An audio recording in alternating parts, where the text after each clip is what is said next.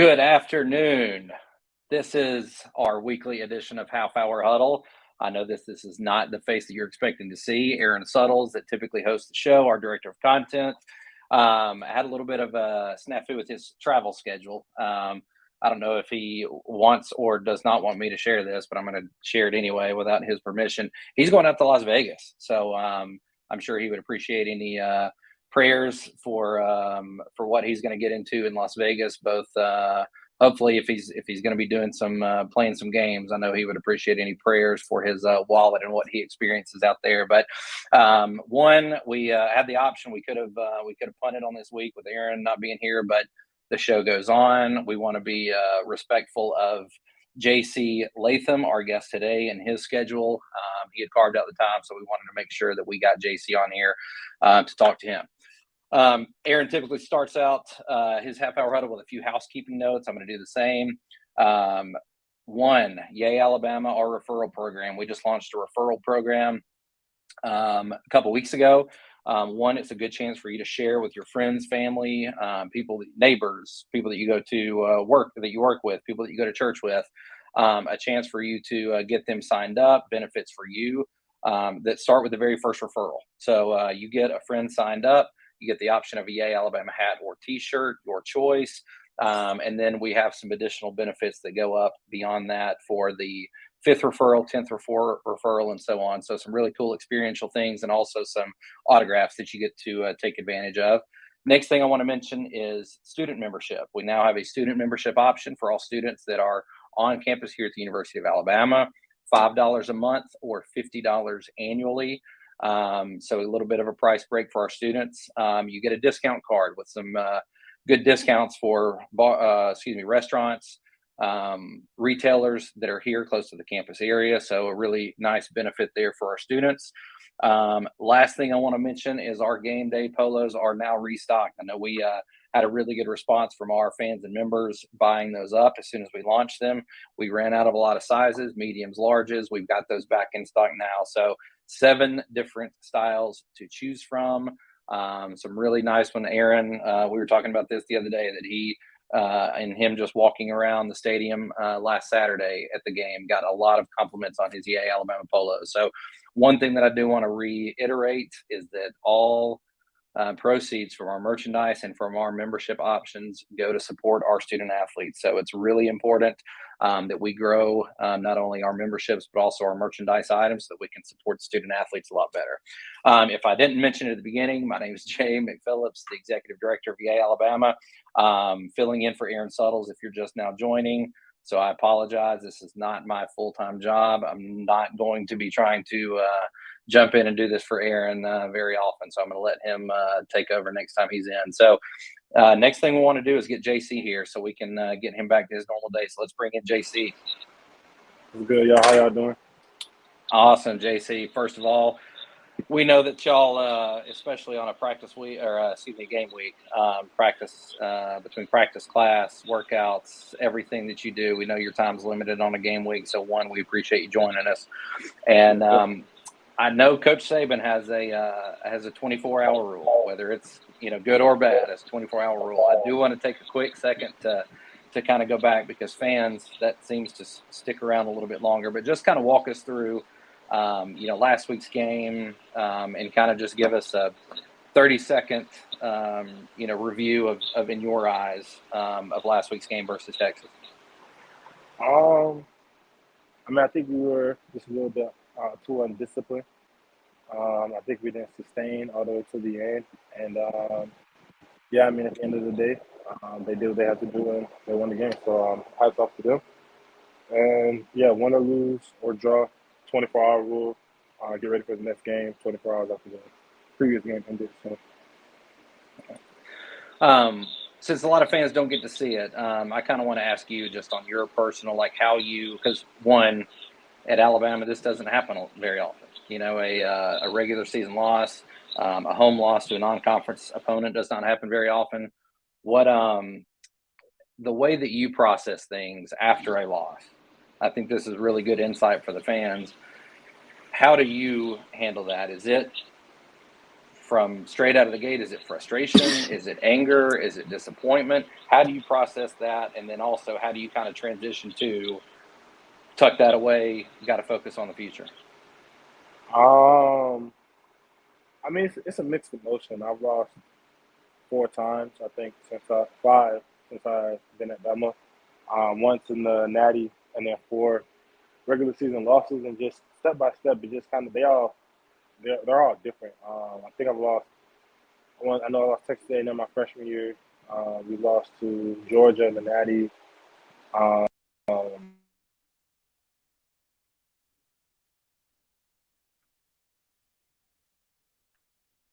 think JC may be having some connection difficulties. We'll give him a second to hop back on.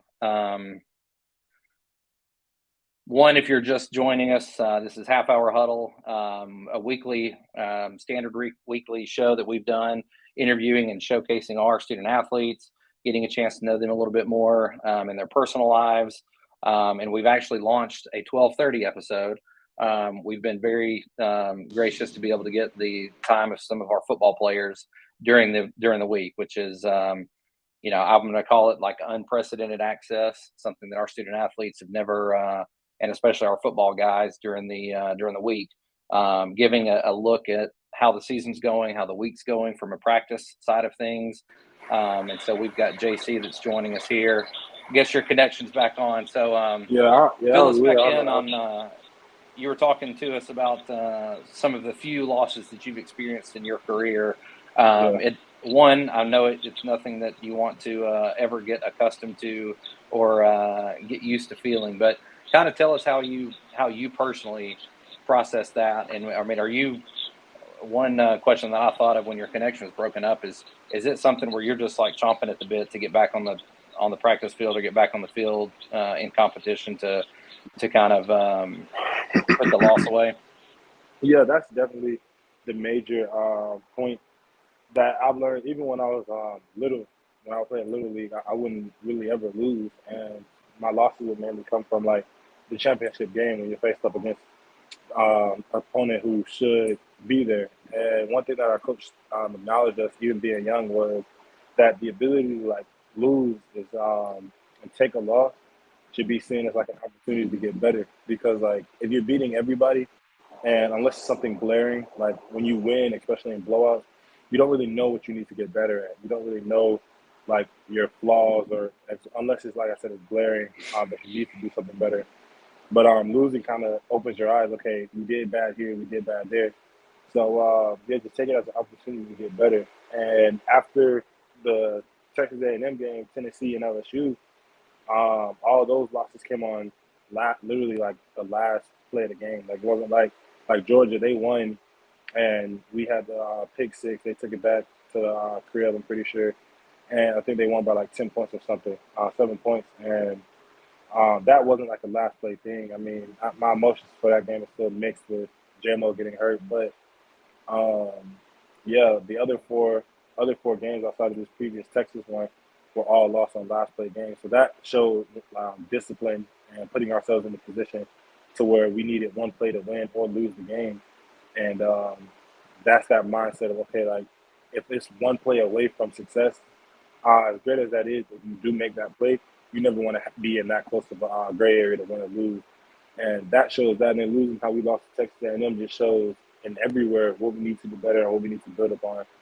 So yeah, you never like it, you never want to lose, but that fire and desire to just go out and be great every single day, it shows you what you can get better on to be where you want to be, especially after a loss.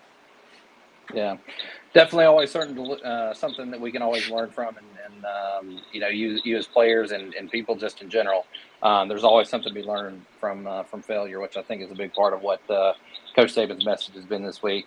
So looking ahead to South Florida, what from a offensive side of things, what is can you give us a little bit of a hint at sort of what South Florida does pretty well? I mean, they got guys who play with high motors, guys who move around, know how to put themselves in the right position. So, I mean, um, they're bought into their program over there, and they're going to be ready to go when we play. Well, for you specifically, I know prior to Alabama, you came from IMG Academy, which is down in the Tampa area, with Bradenton just being a little bit down the road. Is it a little bit of a homecoming for you? I guess to some degree. I know you're originally from Wisconsin, but you did spend some time in IMG. So are you looking forward to getting back to the Tampa area? Yeah. I definitely consider that place home away from home, just because I was there in Florida since my sophomore year. And whenever I go train, I always go train in Florida. So every summer that we get off, like that month of summer that we get off, I'm always training down there. And I just like stay either like stay in the Airbnb or just stay with my homeboy for the whole month. So I'm accustomed to how it is over there. So yeah, I definitely consider that place somewhat fun. And I'm sure your phone is blowing up the weeks leading up to this game with people trying to stake claim to your player tickets, since you've got a lot Yeah, of friends, I'm sure, in that area. yeah. We have some member and fan submitted questions, so let's go and grab a few of those. Jamie Causey wants to know, JC, what's your opinion on how Caden Proctor has developed so far? I think he's done a lot of great things. I mean, as a freshman coming here at 17 years old, the one thing that stood out to me was before he even got here, just understanding what type of player he is, what type of caliber, a player that he wants to be. I know that he's going to be willing to put forth his best effort, and he knows it's going to be challenging, but he's always going to step up to the challenge. So, just seeing ever since he flipped to come here, I knew he was going to come here, and seeing when he got here, he said like he knows he's going to get hit in the mouth. He knows he's not going to be considered the best player from day one, but that's something that he wants to earn. And every single time he loses or messes up, he never blames anybody else for it. He takes it on the chin and he just grows from it. So I definitely seen a lot of maturity and growth as far as that goes. And then just understanding what he needs to do better and be better at. Like I said, when we lose, that's what a loss is, an opportunity to be better. And he took that as an opportunity. He's been working hard this week, and yeah, he's doing what he has to do. Well, you were kind of in a similar position coming in as an incoming freshman, true freshman, and had the opportunity to start early on in your career. Are you kind of mentoring him in that same way, where you're mentoring him, kind of giving him advice and sharing things with him that you kind of wish people would have shared with you, maybe as a true freshman? Yeah, I mean, yeah, just trying to make sure he's accountable and doing what he has to do. I mean, you don't know what you don't know being a freshman coming into college. I mean, that's everybody experiences life's greatest teacher. So I'm trying to essentially be kind of like I would say kind of like shadowing him.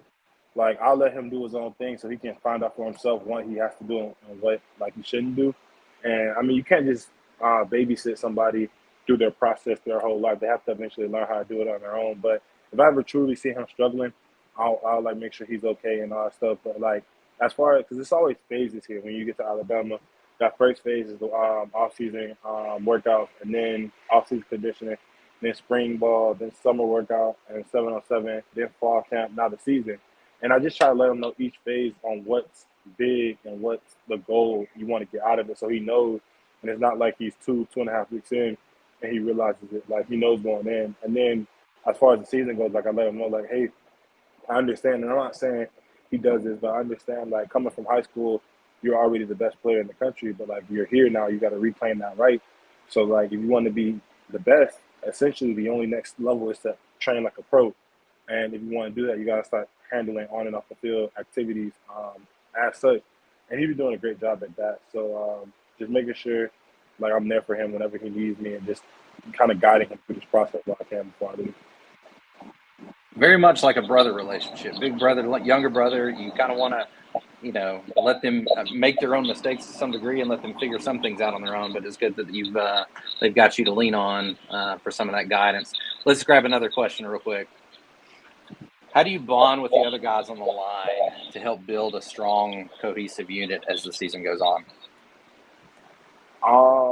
Just the way to bond with them, honestly. I mean, it's bonding is kind of like and like having that genuine like chemistry with somebody. It kind of just happens naturally. Like Tyler Booker, me and him went to IMG together. It wasn't like I knew him before IMG, but when he got to IMG, he was actually a defensive tackle and I was a defensive end. So I mean, obviously we ran stunts and all that stuff. We played together. We had to go through a lot together, being two young defensive linemen at IMG. Then we switched over to O-line, and that's when we really like, all right, like we're cool with everybody, but like we're in this process together as far as being D lineman converting to O lineman my junior year, his sophomore year. So it's like that bond right there just naturally happened. It wasn't forced. It wasn't like, all right, I'm going to be your guy, you're going to be my guy. It was just there. So coming to college is the same thing, especially during those tough workouts, long days, and just the guys you're around, you naturally bond with them. So like this group that we have now, we all just naturally bonded with, because sometimes some guys would get hurt. I remember in the spring, a couple guys got hurt, so I had to take the ones and the twos rep. Me and Tyler Booker did. So like we just bonded through that experience of literally going through the whole practice with both groups, and we didn't come out. And like coach isn't going to lower the standard because we're tired. So yeah, we went through that together, and then another group of guys had to do the same thing. So we all just shared each other's emotions, our pain, our success. So just being able to share emotions and just being able to understand, like, hey, like we're in this together, that's what naturally creates the bond. Then you find out what guys like, you feel me, what they like to do with their free time, where they're from, their family, all that stuff, their interests. And that's just where you guys just build, and it's just natural. So. One, that's great insight. Hearing about how the O-line develops not only on the field, but then, in addition to that, off the field.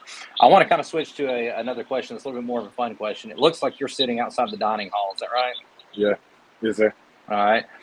I saw some pictures that were on social media yesterday of a alligator that I feel like was on the menu in the dining hall yesterday. One, did you try any?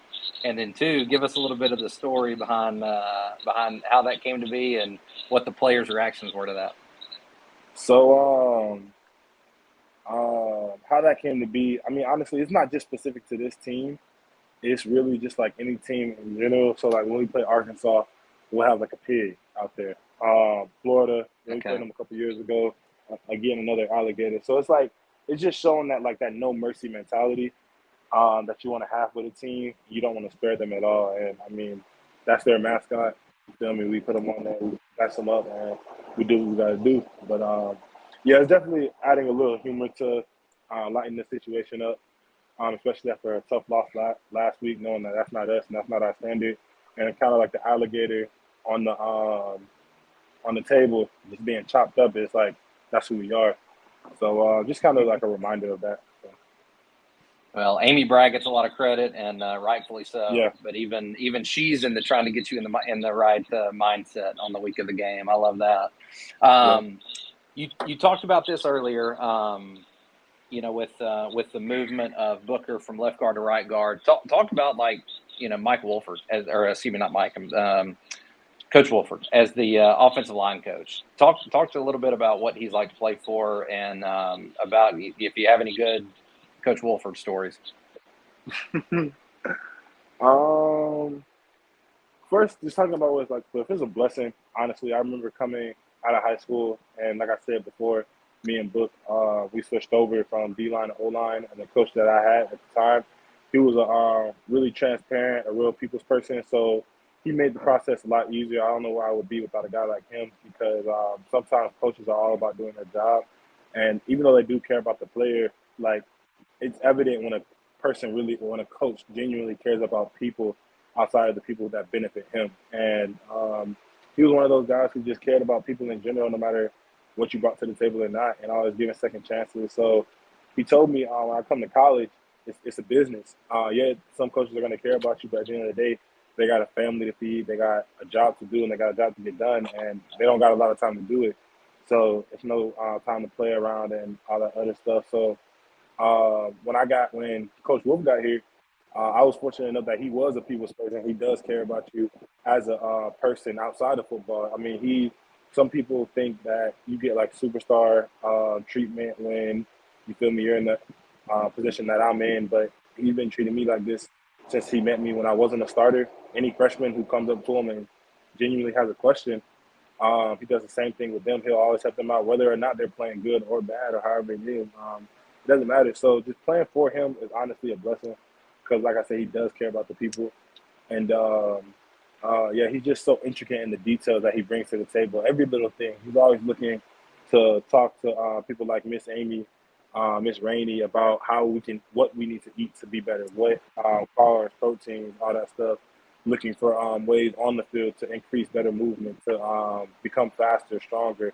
Talking to the strength coaches about that, asking them to incorporate certain things to the workouts for us.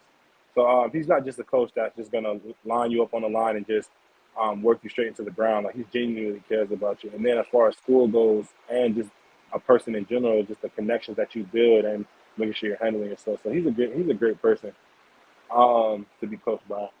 So if I had to have a story, if I had to have a story for it, I'm not gonna say the words in depth. I'm not gonna say who, but it was one day that, and like I said, it's a little different story now. Kids are getting NIL, they're getting paid, so you kind of feel a little bit growner coming in as a freshman in comparison to my group. I came in Alabama knowing I'm going against guys like Will Anderson every single day. So I was like, all right, I need to work my tail off. Otherwise, like, it's not going to be good for me. But some guys aren't like that. I mean, they do work hard, but they kind of feel like they have input on what to say, even if they haven't produced as much. And there was this one time a freshman, like he just kept talking back, and he kept talking back, and everybody in the group was like, "Yo, like when the coach tell you to do something, you do it. You don't talk back to him." And he like, yeah. He kept talking like, "Yo, like stop talking. Like me and Fall kept getting ready for the season. We're gonna do that here." So he must have thought we were not as serious. So we at the end of the practice, coach brings it up. He's like, "Yeah," talks about practice, and then goes, "And when an older guy tells you guys to do something, they're not telling it to you to be mean. They're telling it to you so you can like understand like where they are in the position that they're in and how they got there. So like when I'm talking and I tell you to do something, like you just do it, and that's that. If you want to talk about it, you can talk about it after practice or whatever the case may be. But on the field, like we don't do all the talking back." So then he looks at the player. He's like, we're a group, we're a family. We can talk to each other like this. He's like, so do you understand what I'm saying? And in that moment, I'm like, okay, he's giving the freshman a chance to admit it. And the freshman goes, "I do, but like, why y'all?" And he starts talking. The coach is like, "Shut up, shut up." And he starts just going in for like 5 minutes straight on the player because like he kept talking back the whole practice. It was I never been a part of something like that. That was so funny. But yeah, he does do that to, I mean, everybody. If you're not doing your job, or if you're being disrespectful, arrogant, ignorant, whatever it is, whether it's me or, like I said, a freshman, like he'll treat you all the same. And if anything, he'll treat guys like me harder because he essentially wants to make an example. Like, hey, this guy has a lot of potential, but I don't care who he is. If he messes up, I'm on him. So as a freshman, if you do something wrong, I'm gonna get on you too. So he's definitely a great coach in that aspect. He'll definitely get on you. Sometimes it'd be a little funny depending on the situation, though. So, yeah. Well, he has done a fabulous job, here at Alabama, and two, he's got a great group to work with. Let's grab one more question. I know we're approaching 1 o'clock, so I want to be respectful and let you get back to your day. But what defensive lineman? Bill wants to know what defensive lineman gives you the toughest matchup in practice this year.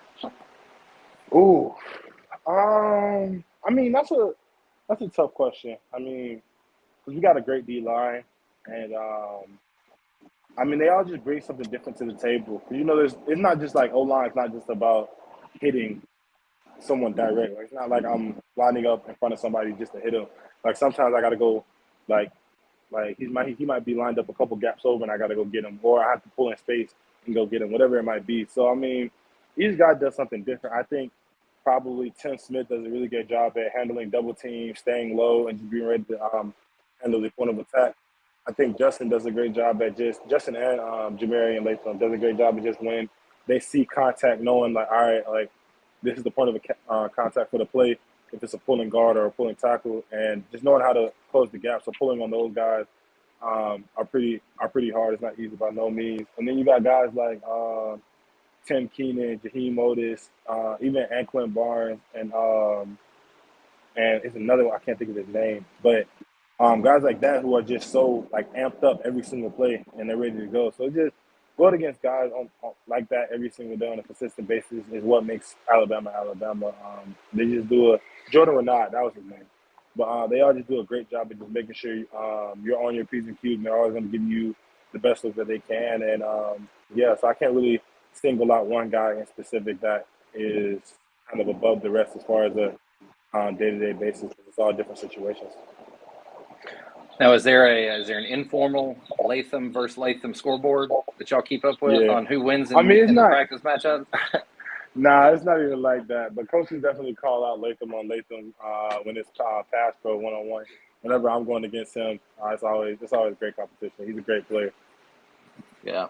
Well, I know that's iron sharpens iron, right? So it's Definitely. good that we have good offensive and defensive linemen to make everybody better.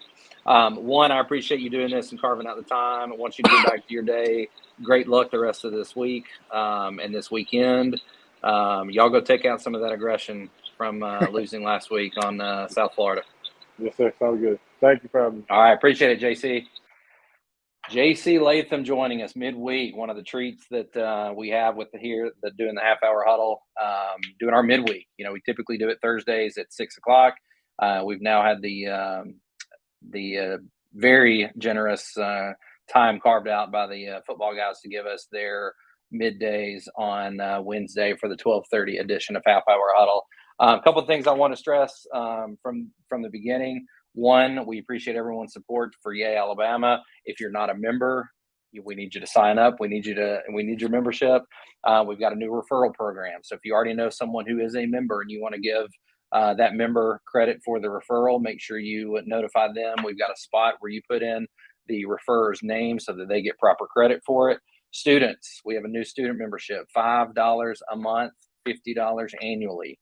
And then the last thing is the polos that we have are, I'm not wearing one today, but I didn't know that I was going to get called into action with Aaron's travel to be the impromptu host of Half Hour Huddle. But our polos are restocked and back in our shop. So make sure that you purchase one of those before they run out again. But again, want to reiterate, all proceeds from Yay Alabama subscriptions, memberships, and our merchandise go to support not only just our football team, but all sports here at the Capstone. So we appreciate your support and we look forward to earning your support in the future. And thanks for joining us today for the 12:30 on Wednesday half-hour huddle. Jay McPhillips, the executive director of Yay Alabama, signing off. Aaron, you can't get back soon enough, man. See y'all.